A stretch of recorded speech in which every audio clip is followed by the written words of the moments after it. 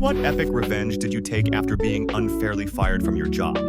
Back around 2010 to 2012, before video editing and content creation were as advanced as they are today, I got hired as a content creator for a university. They wanted to use YouTube to kickstart their branding campaign. The pay wasn't great, about $2,200, but back then, there weren't many video content creators around, and making videos took a lot of time. On my second day, my manager hit me with some wild expectations. She wanted me to produce 85 videos, each 3 to 10 minutes long, in just 52 weeks. As a one-person team, that was impossible. I had to handle everything: writing scripts, producing, casting, shooting, composing music. They were too cheap to pay for royalty-free tracks, and editing. Plus, I had to use my own equipment because theirs was so outdated it couldn't even handle 720p videos. I tried to tell my manager this was too much, but she just smiled and said, "Give it a try," assuring me that if the videos were good, she wouldn't focus on the quantity. So I decided to go for it. At first, she treated me well, but when she found out I was a smoker, her attitude changed overnight. A colleague warned me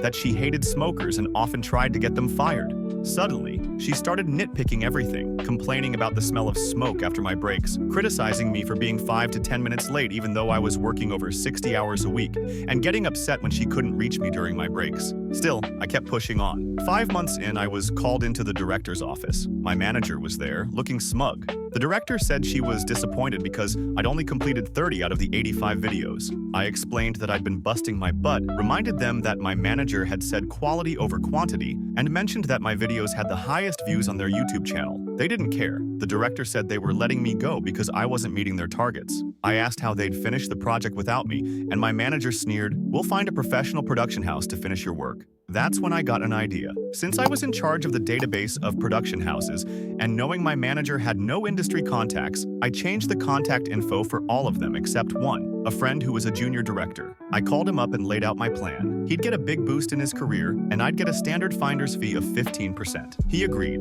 Armed with insider knowledge, his company nailed the pitch and got the contract. Hiring a production house was expensive. Each video cost double or triple my monthly salary, but they could crank out videos quickly. They produced 50 videos in 4 months, costing over 100 times my monthly salary. I got a 15% commission, which was like 15 months of my salary. I used the money to go on vacation and further my studies abroad. I thought that was the end of it. Then, while relaxing in Bali, I got a call from the colleague who had warned me about my manager. She told me my former manager had been fired, and the director was in hot water with the university's chancellor. The project had gone way over budget, more than 10 times what they planned. My manager had been so desperate to meet the targets that she approved massive spending without proper authorization. In the end, I helped my friend get a big promotion, got a nice payout for myself, and my former manager got what was coming to her, all after being unfairly fired from my job.